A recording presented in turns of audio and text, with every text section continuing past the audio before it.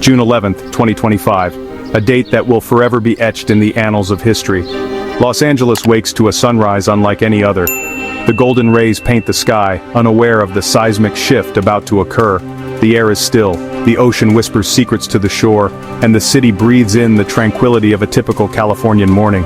But the Pacific's calm is about to be shattered, broken by dark, hulking shapes emerging from the horizon. These are not pleasure crafts nor fishing vessels. They are harbingers of change, their presence a stark contrast to the serene seascape. Amphibious assault vehicles bristling with purpose, powering through the surf. The roar of their engines tears through the morning air, a mechanical symphony of impending action. The waves crash around them, as if protesting the intrusion. Onlookers freeze, coffee cups in hand, their morning routines abruptly interrupted. The aroma of coffee hangs heavy in the air, now tinged with the scent of diesel and the metallic tang of anticipation. Ramps drop with a resounding clang, and Marines in full gear spill onto the sand, a human wave of disciplined force. They move with precision, their boots sinking slightly into the wet sand, their faces grim and determined. This isn't a film shoot, a Hollywood spectacle, it's real. The weight of the moment settles upon the beach, palpable and heavy. Armed Marines fan out across Santa Monica and Venice, securing the perimeter with practiced efficiency. Each movement is calculated, each gaze sharp and focused, their presence jarring against the city's laid-back backdrop, a stark juxtaposition of military might and carefree Californian living. The surfboards and sunbathers seem out of place, relics of a bygone era. Helicopters thunder overhead, their rotors beating a frantic rhythm against the sky, shattering the morning calm into a million pieces. The sound reverberates through the city, a constant reminder of the unfolding events. Social media explodes with videos of troops securing perimeters, drones circling above like watchful eyes. The digital world amplifies the unfolding drama, spreading the news with lightning speed. The Santa Monica Pier, usually a symbol of fun and carefree joy, now stands under military guard, its iconic Ferris wheel a silent witness to the unfolding events. The city's mood shifts from confusion to alarm. Why are the Marines here? What threat looms so large that it requires such a drastic response? Governor Gavin Newsom addresses the state, his tone grave, his expression etched with concern. The weight of responsibility is evident in his every gesture. He doesn't call it a drill, a routine exercise.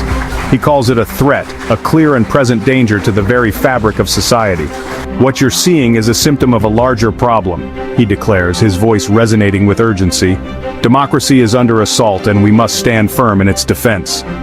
The statement reverberates nationwide, reframing the military's arrival not as a security measure but as a symptom of a deeper political crisis, a battle for the soul of the nation. The line is drawn. Is this a show of force, a necessary display of power to maintain order? Or is it something more sinister, a prelude to something far more dangerous?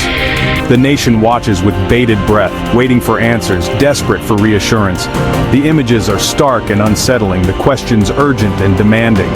For Los Angeles, the day begins with unease, a gnawing sense of uncertainty, and a desperate demand for truth and transparency. The familiar has become foreign, the comforting replaced by the unsettling, and the city holds its breath, bracing for what comes next. The governor's words ignite debate far beyond California, sparking heated discussions and fueling speculation across the political spectrum. The military's presence is no longer just a local event confined to the beaches of Los Angeles. It's a national flashpoint, a symbol of the growing divisions within the country. The world is watching Los Angeles, scrutinizing every detail, searching for meaning in the chaos, and wondering if this is a harbinger of things to come. The city's beaches, once symbols of freedom, leisure, and endless possibilities, now mark the front lines of a new kind of conflict, a battle for the very heart of American democracy. The story is no longer just about a city or even a state, but about the soul of a nation, its values, and its future. The next move, the next decision, will define what comes next, shaping the destiny of a generation.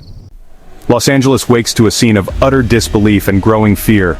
The sun rises, casting a golden glow on the city, but the beauty is overshadowed by an unsettling presence.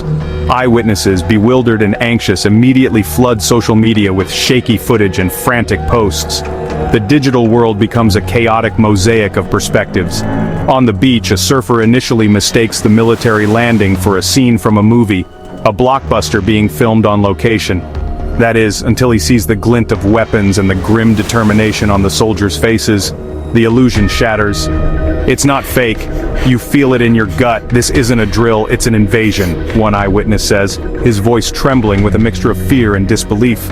The city's usual cacophony of sounds, the honking cars, the distant sirens, the general urban hum, is abruptly replaced by the low rumble of military vehicles and the sharp, barked commands of officers. Within an hour, the hashtag #HashMarinesInLA explodes across the internet, trending worldwide as the story spreads like wildfire. Photos and videos multiply exponentially, each new piece of content fueling the growing sense of confusion, anxiety, and outright panic. Some are outraged by what they perceive as an overreach of power, while others are weirdly exhilarated by the spectacle. A disturbing mix of emotions bubbles to the surface. The city of LA, known for its cinematic flair, suddenly feels like a surreal movie set, but the fear gripping its residents is undeniably real. Rumors begin to swirl like dust devils in the desert wind. Is this a protest crackdown in response to recent unrest? Is it a preemptive response to a hidden imminent threat? The complete lack of official answers from any authority only serves to deepen the city's pervasive unease and amplify the growing sense of dread.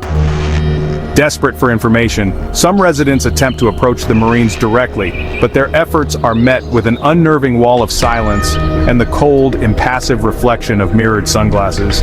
A local reporter manages to corner one Marine for a brief interview, only to receive a terse, unhelpful reply. "We're just following orders, ma'am." The mystery surrounding the situation only intensifies. Whose orders are they following? And more importantly, what is the purpose behind this massive deployment? The city is on a knife's edge, waiting with bated breath for an explanation that seems increasingly unlikely to materialize. The familiar landscape of Los Angeles, with its iconic landmarks and bustling streets, is now transformed into a surreal and unsettling stage. It's a stage set for a drama that no one fully understands, a play where the stakes are terrifyingly high. The iconic palm trees and the perpetually blue skies of Southern California now frame a potential nightmare, a stark contrast between beauty and impending doom. Was this merely a large-scale military drill, a calculated show of force, or is it the ominous beginning of something far worse, something truly catastrophic? The entire world watches and waits for official word from government officials, but the silence emanating from those in power is deafening, adding another layer of anxiety to the already tense situation. The palpable anxiety gripping Los Angeles quickly transcends local concerns and becomes a national conversation, dominating news cycles and social media feeds across the country.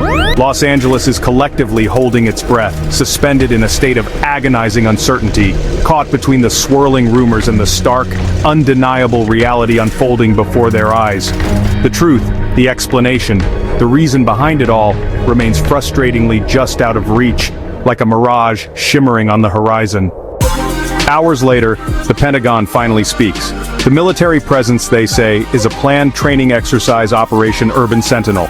The goal test Marine readiness in a complex urban environment. 72 hours, multiple branches, no live ammunition. Los Angeles was chosen for its challenging geography, coast city suburbs. The Pentagon insists this is routine, not a threat. But the timing and lack of warning raise eyebrows. Past drills had public outreach. This one did not. Critics question the secrecy. Was this really just a drill? The official story clashes with the images of tanks on city streets. Words say routine, but the pictures say power. The gap between explanation and perception widens. Trust erodes and suspicion grows. Governor Newsom's response is swift and sharp, a clear indication of the gravity he perceives in the situation. He understands the potential ramifications of this military exercise. He calls the military landing an intimidation tactic, a calculated move designed to instill fear and uncertainty. He believes it's a show of force, not a genuine training exercise, and a dangerous overreach of federal power. He emphasizes the potential for abuse, warning that such actions could set a precedent for future interventions. This isn't about readiness, it's about sending a message, he warns, his voice laced with concern. They want to send a message, and we need to understand what that message is. Newsom frames the drill as part of a larger pattern, a disturbing trend he sees emerging from the federal government. Federal power encroaching on state rights, blurring the lines of jurisdiction and threatening the balance of power. This is a challenge to the very foundation of federalism. He doesn't name names, but his target is clear. The implication hangs heavy in the air, a silent accusation directed at the highest levels of power. California, he says, will not be intimidated. The Golden State will stand firm in the face of what he perceives as federal aggression. The state will defend its autonomy and the rule of law, upholding the principles upon which the nation was founded. This is a fight for the soul of California. His words polarize the nation, igniting a firestorm of debate and dividing public opinion. Supporters see a defender of democracy, a courageous leader standing up to tyranny. Critics see a political opportunist exploiting the situation for personal gain. The military drill becomes a symbol of a deeper national divide, a microcosm of the ideological battles raging across the country. Newsom's warning is a rallying cry for some, galvanizing his base and inspiring renewed commitment. A provocation for others, fueling their anger and solidifying their opposition. The debate is no longer about a drill, a simple military exercise, but about the future of American democracy, the very principles upon which the nation was founded. The governor's speech becomes part of the political battle he describes, further escalating tensions and deepening the divide. The lines are drawn and the stakes are raised, with the future of the nation hanging in the balance. The nation is forced to choose sides, caught in the crossfire of a political war. The crisis is no longer just on the beach, it's in the heart of the country, threatening to tear the nation apart. Newsom's warning echoes history. The Posse Comitatus Act was meant to keep the military out of civilian life. Training is allowed, but the spirit of the law is clear: keep the lines separate. Newsom argues this drill blurs that line, especially with no transparency. He draws parallels to recent federal deployments in cities like Portland. The political climate is tense. Polarization and mistrust run high. Events once routine now spark suspicion. Newsom urges vigilance, not complacency. He warns, when the military acts without local consent, democracy is at risk. The lesson: remember history and stay alert. In the silence, conspiracy theories flourish. Some claim the Marines are here to impose martial law or unseat the governor. Others imagine secret wars or hidden invasions. None of these stories are true. The military regularly conducts urban drills. This is not martial law. No evidence supports claims of a coup or foreign attack. These theories distract from the real issue: government transparency and the balance of power. The real debate is about the military's role in democracy, not wild conspiracies. Focusing on fiction erodes trust and clouds accountability. The real challenge is holding leaders to account for their decisions. The Los Angeles landing is a mirror for America's divisions. A military drill sparks fears of a coup. Public trust is fragile. In calmer times, this might be routine.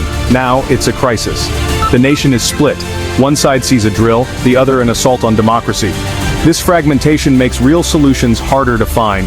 Newsom's stand may inspire other states to resist federal moves, deepening divides. The image of Marines on LA's beaches may fade, but the political fallout will linger. This is a stress test for American democracy. It's a call to think critically about power and accountability. Democracy requires vigilance and participation. The warning is clear: trust must be rebuilt, and the future depends on our response. The next chapter is up to us. As Operation Urban Sentinel continues, the questions remain. The Marines will leave, but the unease lingers. This is a time for reflection, not panic. We must practice critical thinking. Seek facts, question sources, reject wild speculation. Civil discourse is essential. Talk to neighbors, listen, debate respectfully. Democracy thrives on conversation, not division. Newsom's warning is a call to pay attention, not to blindly accept or reject. Hold leaders accountable. Demand transparency. Democracy is not a spectator sport. Freedom must be guarded by every generation. The watch is now ours.